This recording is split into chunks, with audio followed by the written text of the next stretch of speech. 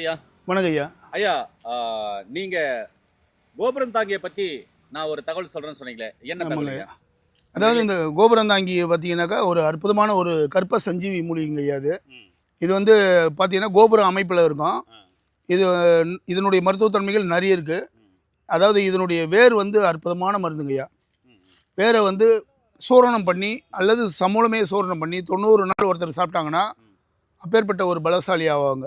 ஓ, நரைதிரை முப்பை நீக்கும் ம், கற்ப சஞ்சீவி மூலிகையில் இது ஒன்றுங்க ஐயா ஆ, கோபுரந்தாங்கி. அதே மாதிரி பூச்சி வெட்டு புழு வெட்டு உள்ளவங்களுக்கு இது தேங்காய்ல ம், அரைச்சி காய்ச்சி சொட்ட தலையில் தடின்னு வந்தால் முடி வளரும். ம், பூச்சி வெட்டு புழு வெட்டெல்லாம் சரி பண்ணுங்க ஐயா. ம்.